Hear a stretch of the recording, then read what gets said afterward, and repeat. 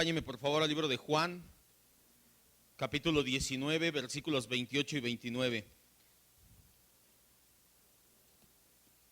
Juan 19, 28 y 29.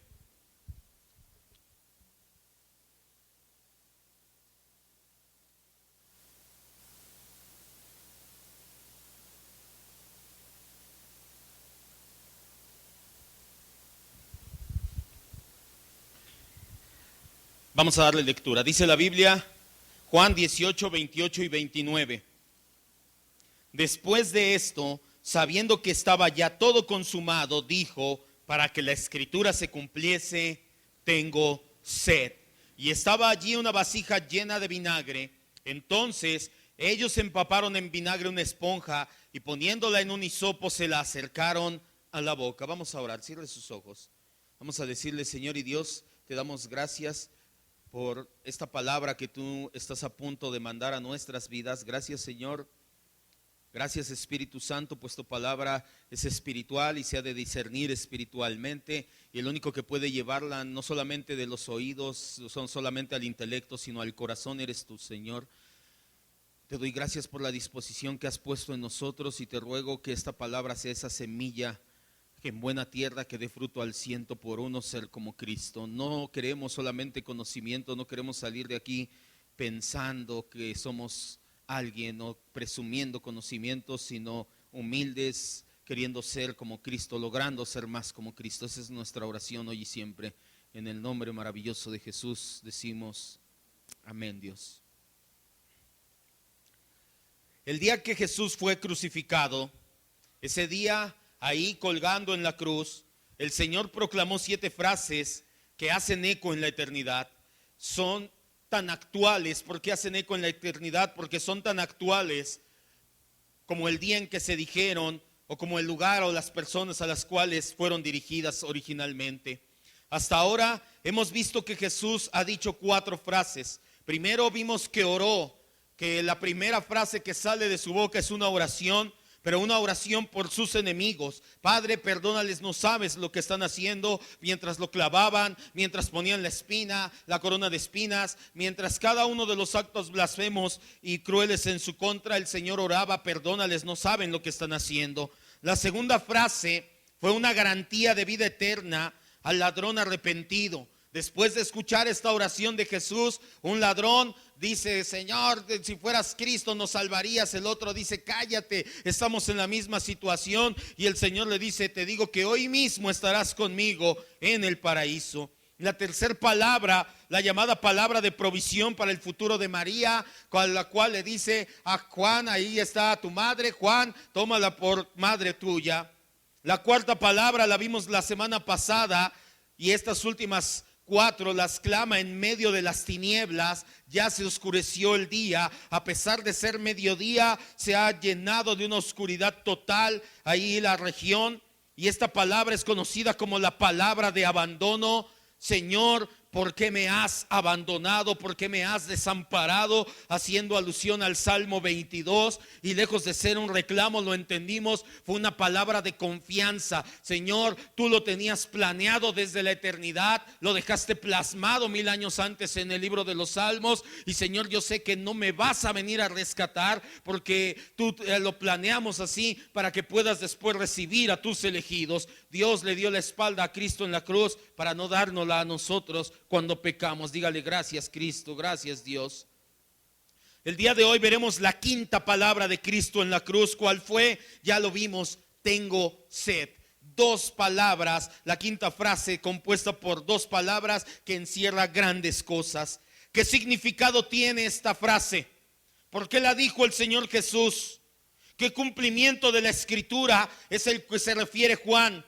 ¿Qué importancia, qué relevancia tiene? Y sobre todo, ¿cómo impacta nuestras vidas en la actualidad? Eso y más veremos a continuación por medio de la Escritura.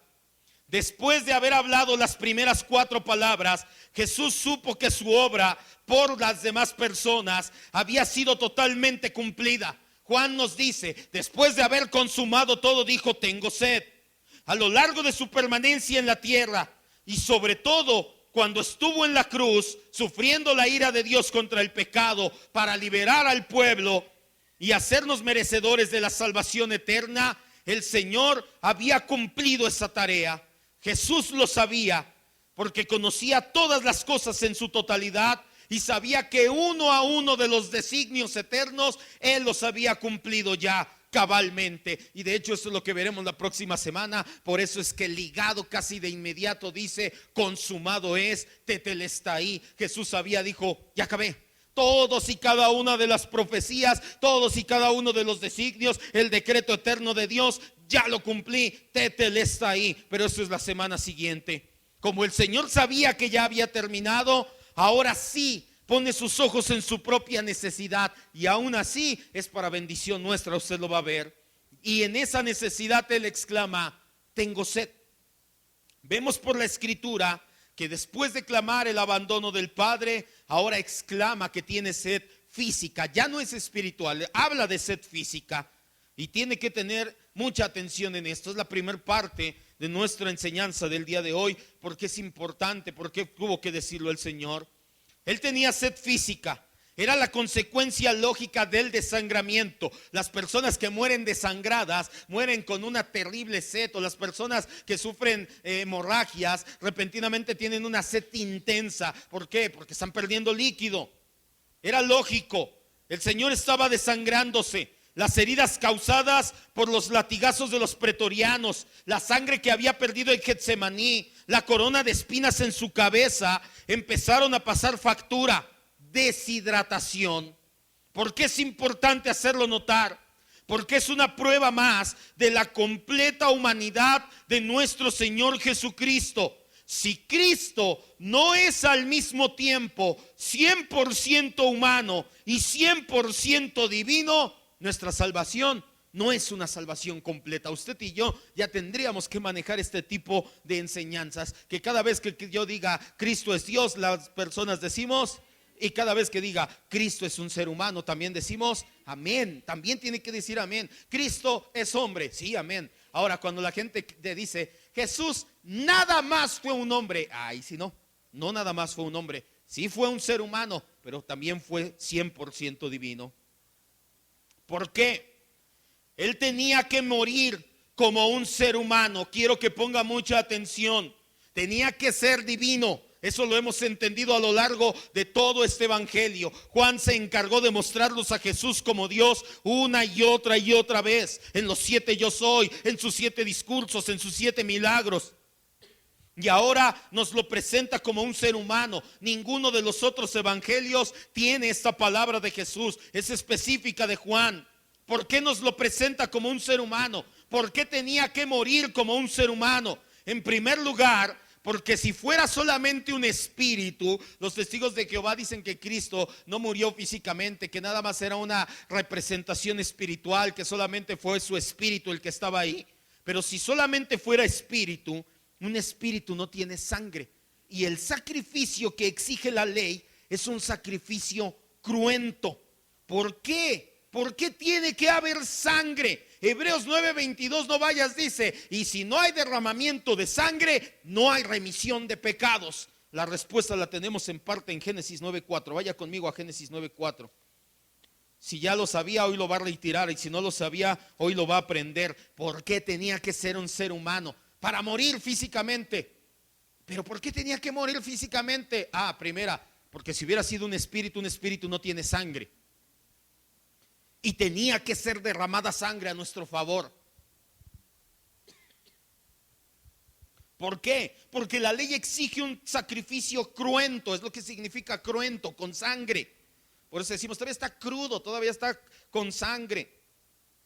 La sangre, ¿por qué es para perdón de pecados? Génesis 9:4 y todo el libro de Levítico habla de esta situación. Cuando Noé baja del arca con su familia, Dios les da nuevas instrucciones, o reafirma sus instrucciones, porque ya le había dicho a Adán, fructifica, multiplícate, lo vimos en la mañana. Y dentro de esas instrucciones les dice, pero carne con su vida, que es su sangre, no comerás. La vida del hombre está en la sangre. Esto ya hasta lo vimos cuando hablamos de bibliología, la ciencia lo ha avalado. Una persona que muere desangrada, una persona que pierde mucha sangre muere, y esto pareciera normal, pero ¿se acuerda cómo murió George Washington, perdón? ¿Sí se acuerda cómo murió? Le sacaron la sangre porque pensaban en esa época, oh, está malito, quítale sangre para que se recupere. Hoy en día ya sabemos que si pierdes sangre, mueres. ¿Dónde se encuentra la vida del ser humano? En la sangre. De hecho, de toda carne, aún de los animales, se encuentra su vida en la sangre. ¿Qué tiene que ver esto? La vida del ser humano se ha depravado por el pecado. Por consecuencia hemos perdido la comunión con Dios, y el pago de ese pecado es la muerte. Para nuevamente traer equilibrio espiritual, para nuevamente revertir la situación, es necesario que la muerte sea retirada mediante el ofrecimiento de vida, o en este caso de sangre derramada. Pero como nuestra propia sangre está cargada con pecado, no la podemos derramar para exonerarnos de nuestro propio pecado. Nuestra sangre está manchada, contaminada, nos sirve para limpiar pecados. Por este motivo es que Dios proveyó animales limpios. Si usted ha leído el libro de Levítico, el Señor da dos categorías de animales, puros e impuros. ¿Cuáles eran los animales que se ofrecían en sacrificio? Los animales puros. Los animales impuros no. Ahora, quiero que entienda esto. La sangre de los animales no significaba nada. Si Dios aceptaba el sacrificio que salía el humo de la sangre de los animales, y dice la Biblia que era un olor fragante, si Dios lo aceptaba, no es porque el animal valga algo, es porque apuntaban al sacrificio de Cristo. Porque si el animal valiera algo, podríamos decir entonces, ¿sabes qué? Voy a juntarme 10,000 borregos o 100,000 carneros o 1,000,000 de vacas y las voy a sacrificar y ya tengo cubiertos mis pecados durante un año. No, nada que ver. Si el Señor aceptaba el sacrificio de los animales, es porque apuntaban al sacrificio de Cristo. Conéctese, vamos a retomar. Nosotros no podemos vertir nuestra sangre para tener vida. ¿Por qué? Porque nuestra sangre está marcada con el pecado. Por eso Dios manda al pueblo de Israel poner sus manos en la cabeza de un animal limpio. Ponían la mano sobre el becerro y decían, oh Baruch Hashem, he pecado, Adonai, he hecho esto, lo otro, lo aquello. Entonces el sacerdote tomaba el animal, lo ponía sobre el altar y le degollaba, le cortaba el cuello y derramaba toda la sangre. Y con esa sangre tomaba el sacerdote, de hecho era el derecho, se llenaba el óvulo, se llenaba el pulgar del pie y el pulgar de la mano, y ahora sí iba y ofrecía y rociaba la sangre. Era una representación de que un día iba a ser derramada sangre a favor de nuestros pecados.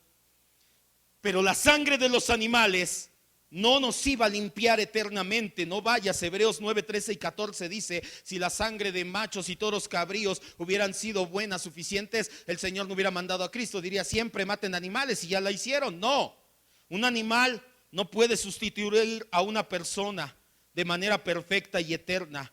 Ahí es donde entra nuestro Redentor, ahí es donde entra Cristo. Al hacerse un ser humano, su sangre sin pecado perfecta es derramada en pago por tus pecados y mis pecados. Mi sangre y mi vida tiene muerte, pero la sangre que Cristo vació es una sangre limpia, llena de vida, y eso es lo que nos recupera delante de Dios. Si Cristo es nada más un espíritu y no tira sangre, ¿qué pasa con tu salvación? No hay salvación. Hebreos 2, 14 al 17. Por eso tenía que ser un ser humano, por eso Dios pidió que se tirara sangre, que se ofreciera un sacrificio cruento. No se dejen embaucar por los engañadores. Hay gente que dice, lo que pasa es que los hebreos copiaron de todas las culturas, porque hay culturas donde para apaciguar a sus dioses hacían. No lo hacemos para apaciguar a Dios, nunca lo hicieron para apaciguar a Dios. Era solamente un acto profético de lo que un día iba a suceder. Sí, hay culturas, yo creo que ha visto películas donde está el volcán y van a ofrecer a una mujer para que el volcán se calme. Solamente es una copia barata de lo que realmente iba a suceder. Nosotros no le estamos copiando a esas culturas. Esas culturas tenían en la mente, en su conciencia, sabían que estaban obrando mal y por eso querían cubrir su conciencia. Hebreos 2, 14 al 17 dice, aquí nos habla de la humanidad de Cristo. Se tuvo que hacer solidario en humanidad para tirar su sangre por nosotros. Así que por cuanto los hijos participaron de carne y sangre, también él, hablando de Cristo aquí el escritor de Hebreos, participó de carne y sangre para destruir por medio de la muerte al que tenía el imperio de la muerte, esto es, al diablo. Cristo mató a la muerte muriendo, es el dicho, es la enseñanza. Cristo mató a la muerte muriendo, maravilloso. Le quitó el imperio de la muerte muriendo al diablo. 15. Dice, y librar a todos los que por el temor de la muerte estaban durante la vida sujetos a servidumbre, hablándote de tu esclavitud de pecado. Porque ciertamente no ayudó a los ángeles, su sangre no fue para los ángeles, sino para la descendencia, la simiente de Abraham. Por lo cual debía de ser en todo semejante a sus hermanos, a nosotros, para venir a ser misericordioso y fiel sumo sacerdote en lo que a Dios se refiere. ¿Para qué? Para expiar de sus pecados al pueblo. Pero hay personas que se han preguntado, pero ¿cómo es posible que la sangre de un solo hombre, cómo es posible que la sangre nada más de Jesús sea suficiente para redimirnos del pecado? La respuesta reside en la otra parte de la naturaleza de Cristo, en su divinidad. No fue un ser humano normal. En primer lugar, por eso nunca pecó. Además, no era cualquier persona, es el Verbo divino, la segunda persona de la Trinidad encarnada. Fue Él quien derramó una preciosa sangre divina. Por eso su sangre es suficiente para salvar a toda la humanidad y eficiente para salvar a los elegidos. Si usted piensa, ¿cómo la sangre de un solo hombre puede salvar a la humanidad? Porque no era cualquier hombre, al mismo tiempo es 100% Dios. Además, no es el único motivo por el cual Jesús tenía que ser hombre. Jesús es 100% un ser humano. Lo demostró, dijo, tengo sed. Tiene que ser así, porque Dios no puede morir. Ontológicamente, metafísicamente, teológicamente hablando, no puede morir. Esa frase de Federico Nietzsche, Dios ha muerto, aparte de ser una blasfemia, es una contradicción, un oxímoron. No, Dios no puede morir. Si puede alguien morir, o si ese algo puede morir, entonces no es Dios. Dios por definición es eterno y autoexistente. Dios no puede morir. Si solamente hubiera sido su parte divina, si solamente hubiera sido un ser divino ahí en la cruz, ¿cómo iba a morir? No iba a poder morir. Tenía que ser 100% humano, 100% divino el que estuviera colgado en la cruz. Y por último, es otro motivo más, son tres los grandes motivos por los cuales Jesús tuvo que ser un ser humano. Y por eso dijo, tengo sed. Recordemos que Satanás en el huerto del Edén, ¿a quién venció? ¿A Dios? No. ¿A quién venció? A Adán. Adán, un ser humano como tú y como yo. Adán fue vencido por Satanás. Adán, un ser humano. El postrer Adán o Cristo, otro ser humano, fue quien recuperó lo que se había perdido: el acceso a la comunión íntima, personal y permanente con Dios. Satanás pudo haber alegado y haber dicho, sí, yo le quité el señorío a un ser humano, ¿por qué vienes y me aplastas? No se vale, es injusto. El Señor lo sabía y dijo, voy a mostrar mi justicia. Va a ser un ser humano totalmente sujeto a tentaciones como todos los demás, el que te va a vencer ahí en la cruz del Calvario. Lo venció en el desierto y lo venció en la cruz del Calvario el Señor Jesucristo. No fue la primera vez que el Señor Jesús hizo una exclamación de este tipo, tengo sed. Hace varios meses atrás, cuando vimos el cuarto capítulo de este maravilloso evangelio, nos dimos cuenta que hizo una petición similar, aunque obviamente en condiciones diferentes, no en una cruz. Juan 4, del 5 al 7. Ahora sí está bien claro por qué Jesús tiene que ser 100% humano. Si no es 100% humano, usted no es salvo. Se necesitaba un sacrificio cruento, sangre, porque en la sangre está la vida y el pecado trae muerte. Hay que revertir esa situación, pero no cualquier sangre, una sangre como la de Cristo nada más. Además fue un hombre vencido, un hombre tenía que recuperar lo que se había perdido. Además Dios no puede morir, por eso tenía que morir la parte humana de Jesús. No fue la primera vez que el Señor exclama algo parecido a tengo sed. En Juan 4 del 5 al 7, cuando lo leímos hace varios, pues ya como 2 años tiene. Van 130 predicaciones, más los aniversarios y así van como casi 2 años y medio, ¿no? Que llevamos con esto. Ya llevamos ratito y todavía nos faltan como otras 15 o 20, como 150 vamos a completar, gracias a Dios. 5 al 7 dice: vino pues a una ciudad de Samaria Jesús llamada Sicar, junto a la herencia de Jacob que dio a su hijo José, y estaba allí el pozo de Jacob. Entonces Jesús, cansado del camino, ¿por qué? Porque ya lo vimos, había caminado más de 1,5 km a pie en medio del calorón del sol a plomo. Entonces sí, como ser humano se cansó de caminar, se sentó junto al pozo. Era como la hora sexta. ¿Cuál es la hora sexta? Mediodía. Vino una mujer samaritana a sacar agua y Jesús le dijo, ¿qué le dijo? Ya tengo sed, ya dame de beber. En esa ocasión Jesús iniciaba su ministerio terrenal. Había tenido una larga caminata. Cuando llegó al pozo de Jacob, iba cansado y sediento. Le pide a la mujer samaritana que le dé a beber agua del pozo. Pero ahora, en esta ocasión en Juan 19, como fue al principio, el propósito es mostrarse como el agua de vida. Aquel que bebe de esa agua no tendrá sed jamás. En este momento, en Juan 19, ya no es como al principio de su ministerio. Ahora es todo lo contrario. Está por terminar su ministerio terrenal. De hecho, está a minutos de que suceda. Y nuevamente exclama su sed física. ¿Cómo es posible que el creador de los ríos, de los océanos, de los lagos, el creador del agua misma, tuviera los labios resecos por la sed? ¿Cómo es posible que aquel que calmó las aguas con su sola palabra ahora anhelara tan solo unas gotas para refrescar su boca? Aquel que hizo milagros en favor de otros, en ese momento rehusó hacer un milagro para sí mismo. Se rehusó a producir agua para matar su sed física. Jesús fácilmente pudo haberlo hecho en ese momento colgado en la cruz. Oigan, tengo sed. Y en ese momento pudo haber orado, declarado Él es Dios, y pudo haber llegado agua, un ángel bajado del cielo y darle agua. Físicamente hablando, fácilmente pudo hacerlo, pero se rehusó. ¿Por qué? Para entender su clamor tenemos que entender profecía mesiánica. Por eso es que el Señor no clamó y dijo: Padre, manda un ángel que me traiga y me empape la boca de agua, porque Él sabía que tenía que cumplir una profecía mesiánica más.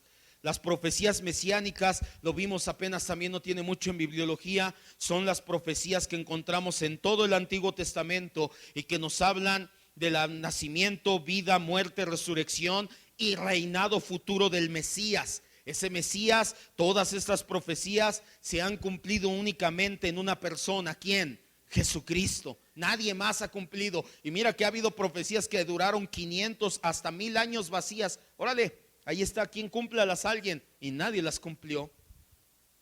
Todas estas profecías se cumplen únicamente en la persona de Cristo. Cristo es el Mesías prometido. Cristo es el Mesías que iba a liberar a su pueblo, pero no del yugo romano como pensaban los judíos en esa época, sino el yugo de sus pecados, que era un yugo mucho mayor. A lo largo y ancho de todo del Antiguo Testamento encontramos un gran número de profecías predictivas acerca de Cristo. Tan solo en el momento en que fue traicionado, en su muerte, sepultura y resurrección, en ese lapso de unas cuantas horas, tan solo ahí el Señor Jesucristo cumplió 29 de las profecías mesiánicas. Estas profecías fueron escritas por diferentes personas en diferentes lugares, en diferentes épocas y circunstancias. A lo largo de 500 años se empezaron a escribir en el año 1000 antes de Cristo y se terminaron de escribir en el año 500 años antes de Cristo. Vaya, aún así, todas estas profecías fueron cumplidas literalmente y con exactitud en un lapso de aproximadamente 24 horas. Usted no me va a dejar mentir, lo hemos visto en las últimas semanas.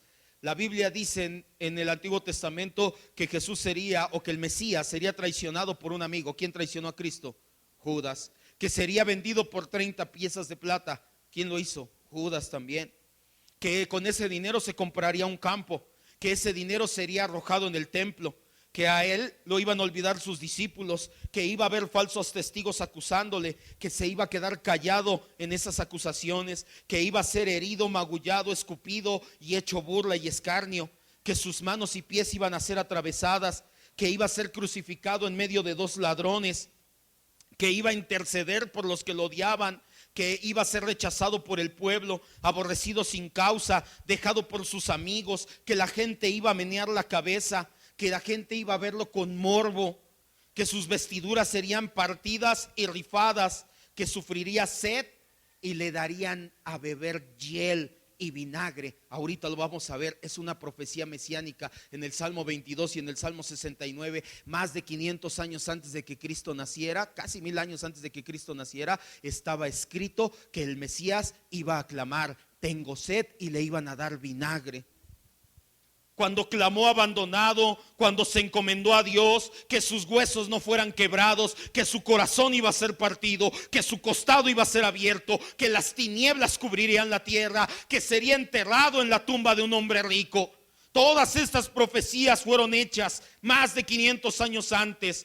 Las puras probabilidades de que 8 de estas profecías se cumplieran. ¿Por qué 8 nada más? Porque hay algunas que podrían decir, no, Jesús la provocó, Jesús lo hizo a propósito. Ok, hay 8 que Jesús no podía provocar. Las puras probabilidades de que esas 8 se cumplieran es una entre 28 por 10 a la 27. Lo vimos en bibliología, el 28 seguido de 27 ceros es la probabilidad.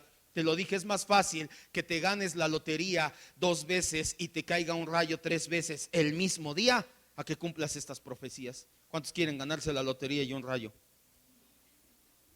Ya iban a la lotería y el rayo.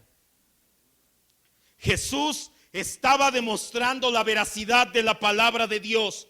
Cuando dijo tengo sed, estaba demostrando que Dios es veraz y todo hombre mentiroso. Estaba citando, y vamos a estos 2 salmos, el Salmo 22:15. Salmo 22:15.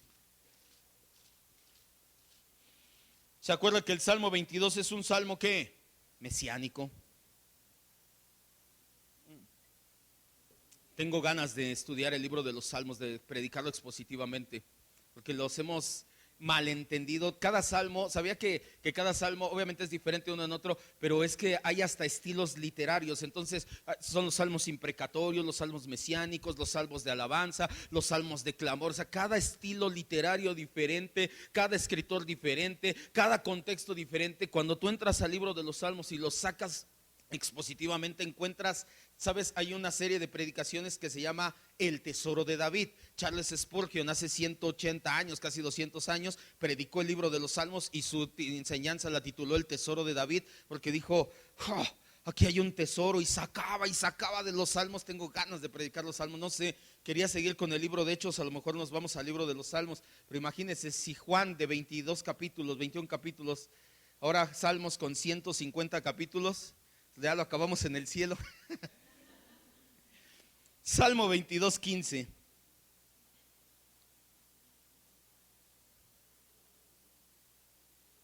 Estoy en Job, con razón dije, no se parece. Como también es poesía, está escrito igual. Salmo 22:15. Como un tiesto, como un como un pedazo de carbón seco podría ser, como un tiesto, como una piedra seca, se secó mi vigor, y mi lengua se pegó a mi paladar, y me han puesto en el polvo de la muerte. Estaba profetizando que el Mesías iba a tener la boca seca de la sed. Salmo 69:21.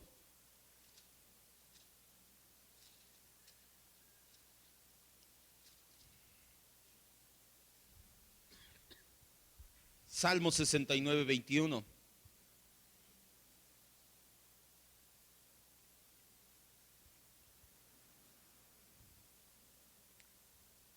Me pusieron además hiel por comida, y en mi sed me dieron a beber ¿qué? Más de 500 años antes se escribió y se cumple en el momento en que Cristo está en la cruz. Pregunta: ¿Jesús sabía que los soldados romanos le iban a dar vinagre? ¿Lo tenía planeado? ¿Les había dado dinero? Nada, por supuesto que no. En el momento que dice, y de hecho ahorita lo vamos a ver, tengo sed, le dieron a beber con burla. Ahí está, déjalo que baje, no que está clamando Elías, que venga Elías y lo baje, dale para que se calle. O sea, ni siquiera lo hicieron como diciendo, oh sí, porque es el Mesías, para que se cumpla la profecía. Lo hicieron con burla nada más. De este salmo del 69:21 se desprende la narración de Juan 19:29. Regrese al principio, al original. Juan 19:29. Es ahí donde se cumple. El 69:21 del Salmo se cumple en Juan 19:29. Y estaba allí una vasija llena de vinagre o de vino agrio. Entonces ellos, los soldados, empaparon en vinagre una esponja, la pusieron en una rama, es el hisopo, una caña, una rama, y se la acercaron a la boca. Tiene que entender que la cruz, muchas veces vemos las películas o las imágenes y pensamos que estaba como por aquí. Realmente el escalón de la cruz estaba como a 30 o 40 centímetros. Entonces no era más que como que lo hubiera subido a una silla. No tenía que ser más, no tenía que estar a 3 metros de altura. Bastaba con que subieras unos centímetros y quedaras apoyado para que quedaras colgando. Entonces no tenía que ser más. Lo único que hicieron fue tomar una rama corta, poner una esponja en la punta, la mojaron en el vinagre que tenían, le vaciaron y ya le dieron así para que pudiera degustar un poco el Señor. La vasija llena de vinagre, o mejor dicho, vino agrio, que es el que bebían generalmente los soldados romanos. Ellos tenían esa costumbre, voy a ir a una crucifixión, llévate un vinito porque aquí vamos a estar un buen rato, un vino agrio parecido al vinagre. Fue la fuente que calmó la sed de Jesús, pero incluso en el proceso de satisfacer la necesidad física de Jesús, le hicieron burla. Mateo 27, 48 y 49 nos lo dice, vaya rápidamente ahí. Por eso es que no creemos que los soldados hayan querido cumplir la profecía, ni la conocían. Mateo 27, 48 y 49.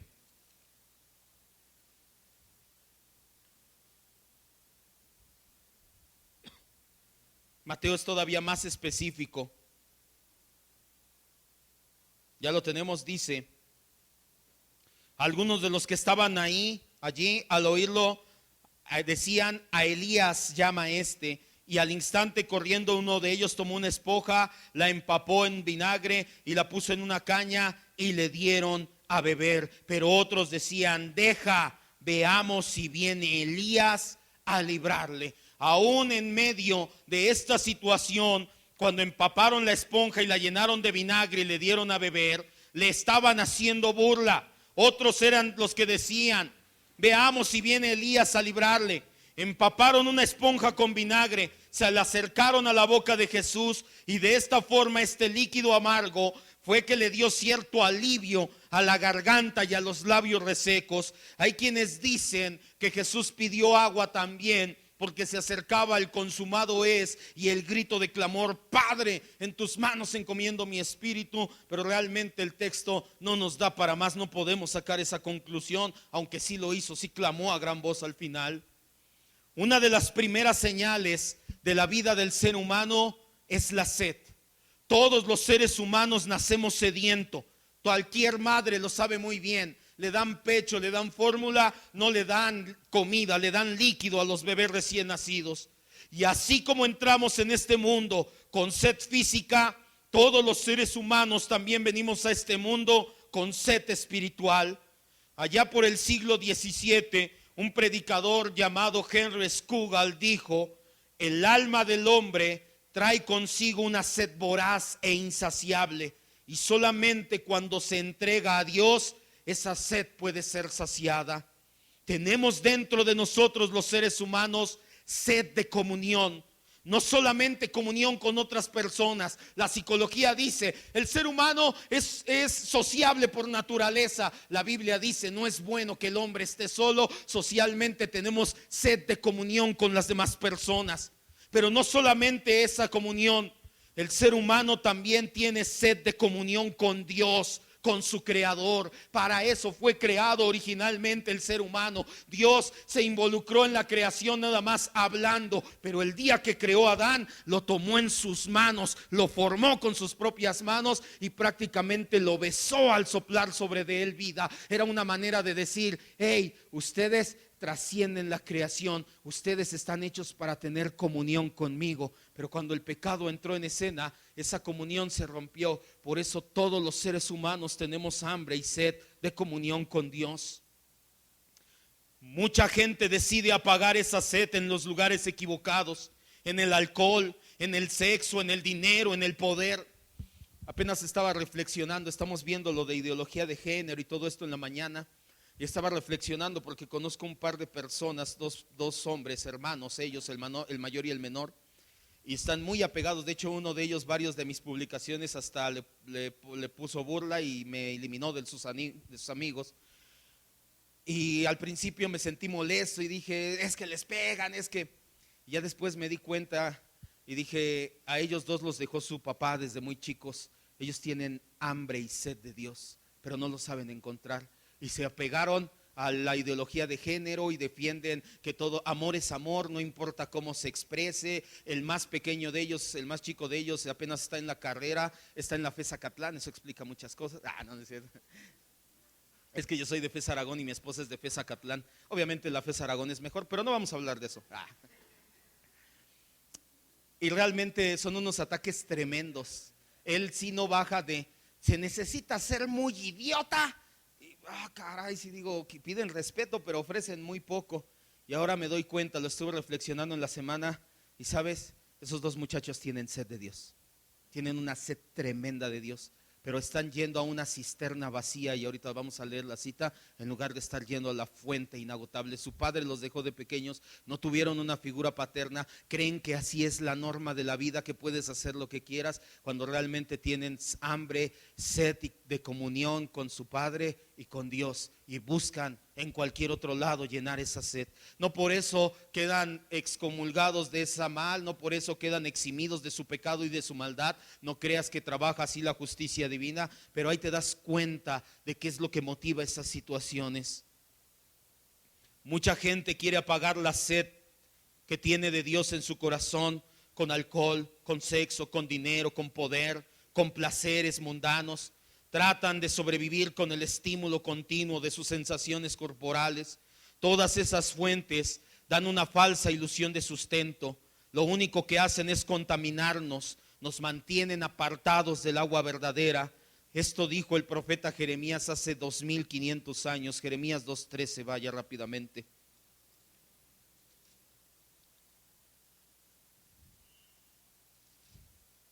Deja de buscar en otro lado, tienes sed de Dios y buscas en todos lados. Y también los cristianos: pero yo ya soy cristiano. También los cristianos dejan la fuente de agua viva y van y se cavan cisterna. La cisterna es cualquier otro lado donde buscas saciar tu sed que no sea en Cristo. La única fuente de agua viva en el universo es Cristo. Ni Buda, ni Mahoma, ni Confucio, nadie dijo: vengan a mí y beban. Buda, de hecho, su ideología de los budistas es: no sé la verdad, así que entonces no sé nada, pero no me voy a hacer como que tengo la verdad. Eso lo puede resumir el budismo en eso: no sé lo que sea la verdad. Buda dijo: yo no conozco la verdad, no sé la verdad, por eso busco la verdad. Jesús dijo: yo soy el camino, la verdad y la vida. Entonces te das cuenta, uno es vida, los otros son filosofías huecas y humanas. Ya lo tenemos. Jeremías 2:13 dice: porque dos males ha hecho mi pueblo, me dejaron a mí fuente de agua viva. El primer mal: dejaste la fuente de agua viva, que es tu Señor Jesucristo, tu comunión. Ya puedes tener comunión con Él como cristiano. ¿Por qué? Pero el pecado me lo impide. No es cierto, ya lo vimos. Cristo derramó su sangre, Dios le dio la espalda a Cristo en la cruz para que tú tuvieras comunión. Pero aún así dejaste tu comunión con Él, fuente de agua viva. Y segundo, cavaron cisternas para sí, cisternas rotas que no retienen el agua. ¿Has tenido alguna vez una cubeta rota? Ya no digamos una cisterna. La llenas de agua, la levantas, das 3 pasos y ya no trae nada. ¿Crees que te va a servir de algo esa cubeta? No, al igual quieres ir a otro lado a buscar agua y la cisterna está rota, se fue toda el agua, se salió y no encontraste con qué saciar tu sed. Una cisterna vacía a la cual lamentablemente muchos cristianos en la actualidad acuden son las pláticas motivacionales, porque no son predicaciones, son pláticas motivacionales de Daniel Aviv. ¿Lo ha escuchado? Ya me tiene hasta aquí en las redes sociales. Se peina así muy mainstream, su barba y así bien, porque estamos llamados a ser. Ya le he dicho que eso no es correcto, pero sí lo hace así. Porque tú eres cabeza y no cola.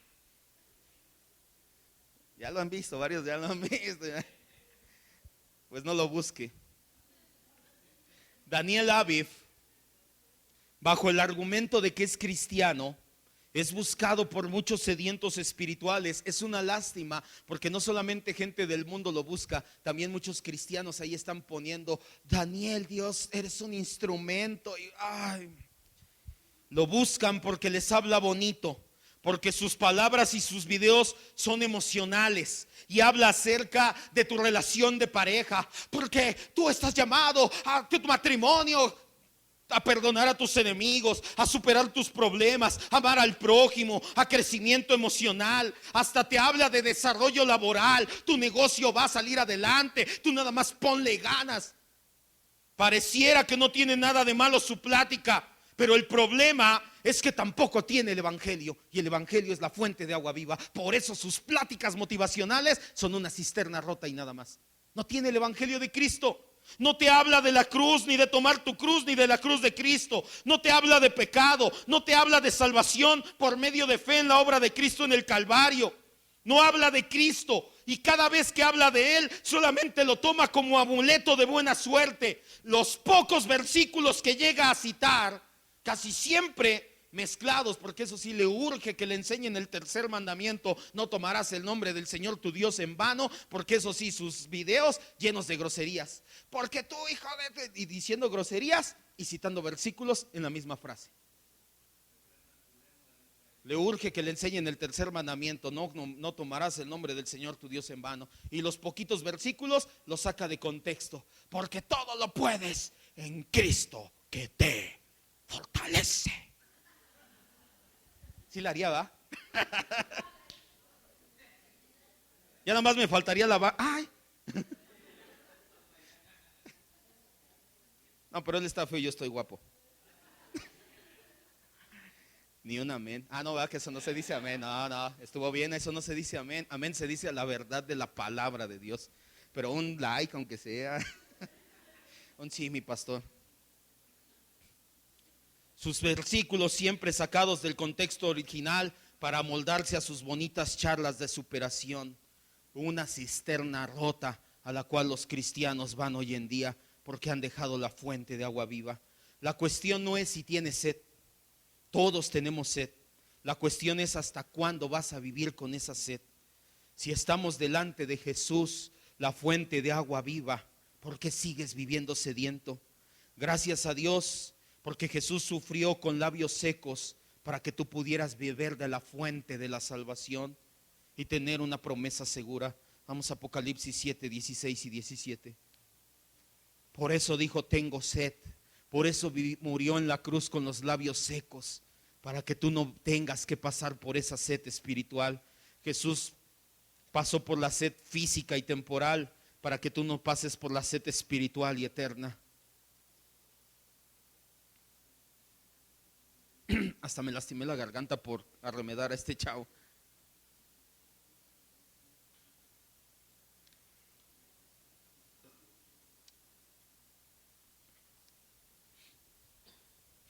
Apocalipsis 7, 16 y 17. Ya no tendrán hambre ni sed, y el sol no caerá más sobre ellos, ni caerá calor alguno, porque el Cordero que está en medio del trono los pastoreará y los guiará a fuentes de agua de vida, y Dios secará toda lágrima de los ojos de ellos. Es una promesa de parte de Dios para nosotros los elegidos. El día que estemos delante del trono, no más hambre, no más sed, ni física ni espiritual. Vamos a estar delante del trono bebiendo de la fuente de agua de vida que es Jesucristo. Diga gracias, Dios. Jesús sí conoce el significado de la palabra dolor. No como el médico que conoce una enfermedad, pero no necesariamente la tuvo que haber vivido. Pero Jesús sí conoce, como el hombre cuyas heridas en su cuerpo y cuya boca reseca las vivió en carne propia. Los ángeles le hubieran podido llevar de buen agrado un vaso de agua, pero Jesús prefirió soportar la deshidratación. Jesús prefirió beber la copa de la muerte para que nosotros bebiéramos copa de vida. Jesús prefirió tener sed temporal y física para que nosotros pudiéramos ser salvados de esa sed eterna y espiritual. Vamos a terminar, quiero que cierre sus ojos.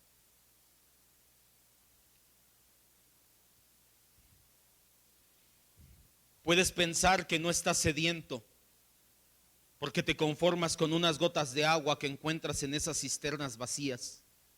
Tú puedes decir, no, esta predicación es para mí. Pero si tú no tienes una comunión íntima, continua con Dios, tú no tienes una fuente de agua de vida. Tú solamente vas por unas gotas para lamer la pared de la cisterna que está húmeda. Puedes pensar, pero no tengo tanta sed. Únicamente no alcanzas a ver tu realidad, que es otra cosa. Te conformas con unas gotas de agua que encuentras en la cisterna vacía. Pero el día que veas tu realidad, el día que Dios abra tus ojos y veas tu corazón reseco hasta la muerte a causa del pecado, ese día puedes venir a Cristo y beber de Él.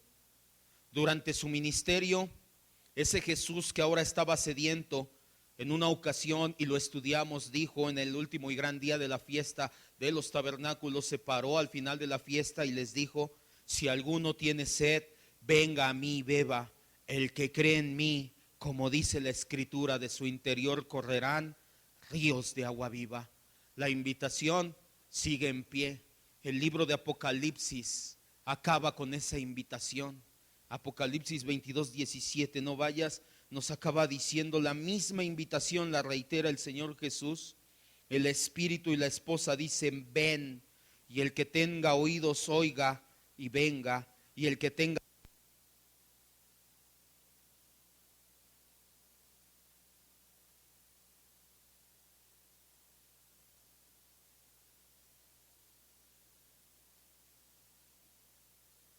¿hasta cuándo reconocerás que estás cansado de las aguas de este mundo, aguas que no satisfacen? Esas aguas nunca van a saciar tu sed espiritual. Solo Cristo, que es el agua de vida, puede hacerlo. Él padeció la sed en el Calvario para que tú puedas beber libremente de Él. Cierra sus ojos y vamos a terminar ya. Vamos a dar gracias porque nuevamente el Señor Jesús sufrió lo que nosotros teníamos que sufrir. Lo hizo primeramente para demostrarnos su humanidad, una humanidad total. Si Él no es un ser humano, ya lo entendimos, 3 motivos: no somos salvos, un espíritu no derrama sangre, Dios no puede morir y fue un hombre el que fue vencido. Lo hizo para cumplir la Escritura, para que viéramos una vez más que Dios es veraz y todo hombre mentiroso, y que las probabilidades de que se cumplan son astronómicas. Solamente un hombre lo ha hecho, Jesucristo.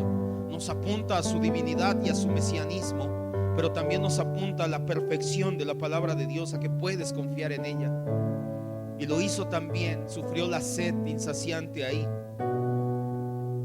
para que tú y yo no tengamos que pasarla más.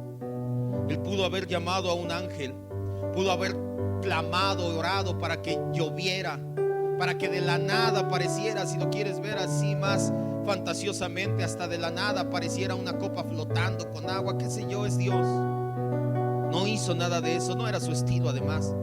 Pero si no lo hizo, fue porque Él padeció la sed física y temporal, para que tú y yo no padezcamos la sed espiritual y eterna, para que tú y yo podamos ir ante Él y decirle: gracias Dios, gracias Cristo, porque yo tendría que pasar toda mi vida sediento, apartado de la gloria de Dios, pero no lo voy a pasar más. Tú lo pasaste en mi lugar, tú pasaste esa sed en mi lugar, para que yo pueda correr a ti, fuente de agua viva.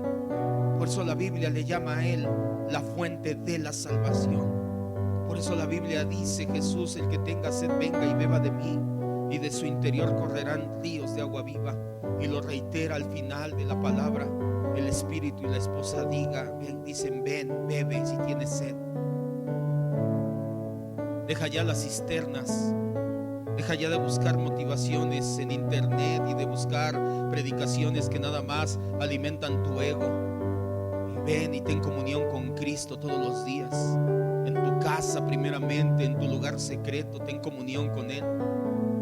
Es una lástima que teniendo la fuente de agua viva, vayamos y cavemos nuestra cisterna y busquemos en todo lugar para ser plenos y satisfechos, menos en el único lugar que verdaderamente lo va a lograr, que es Cristo Jesús. Tú piensas que es tu matrimonio, que es tu situación financiera, que es, y pones muchos pretextos para esa sed espiritual, y quieres arreglar tu matrimonio, y quieres arreglar tu negocio y tu economía y todo, cuando realmente el problema tuyo y mío es pecado. Cristo pagó para que tengas comunión con Dios. Venir a Cristo no va a limpiar todos tus problemas, pero va a poner tu vida en orden, y te vas a dar cuenta que tu sed era espiritual. Te vas a dar cuenta que tu sed era la falta de comunión con Dios. Y no sé, muchos de esos problemas sí se solucionan porque una vez satisfecha tu sed espiritual, empiezas a poner en orden lo demás en tu vida, tu matrimonio, tu economía, etcétera. Pero no empieces por el fruto, empieza por la raíz. La raíz es la sed que tienes de Cristo. Todos nacemos con esa sed. Tú no puedes decir que no la tienes. Todos nacemos con esa sed. Señor y Dios, en esta tarde te damos gracias, Espíritu Santo, por hablar a nuestras vidas tu palabra. Te damos gracias, Señor Jesús, a ti, pues tú padeciste esa sed para que nosotros pudiéramos saciarnos en la fuente de agua de vida. Hoy, Señor, si hemos cavado una cisterna para saciar nuestra sed, si hemos buscado en otro lado, si hemos buscado en un matrimonio, en el amor, en el sexo, en las drogas, en el alcohol, en el juego, en los amigos, si hemos buscado en charlas motivacionales, si hemos buscado en cualquier otro lado menos en una comunión con Cristo, entonces el día de hoy te pedimos que cambies nuestra manera de pensar, que cambies nuestra mentalidad, que renueves nuestra mente en este aspecto, Señor. Te agradecemos el perdón otorgado en la cruz. Confesamos ese pecado, confesamos que hemos cometido esos dos males, dejamos la fuente de agua de vida y cavamos cisterna, y regresamos a Jesús como fuente de vida eterna, de agua de vida eterna. Así como Jesús le dijo a la samaritana, así como lo dijo en la cruz, así como lo dice con el Espíritu Santo en el libro de Apocalipsis, nos lo dice hoy. Vayamos y bebamos de Él en comunión eterna y constante. Pon en nosotros el querer como el hacer, te lo rogamos, Señor, de aquellos que hemos descuidado nuestra comunión contigo, y retomar esos tiempos de comunión, esos tiempos devocionales, pues nos dimos cuenta que cuando fuimos y bebimos de esa agua de vida en los devocionales, nuestra sed era saciada. Pero una vez que saciamos la sed, dejamos la fuente y nos fuimos nuevamente a las cisternas y al desierto. Hoy te decimos gracias por perdonar ese error.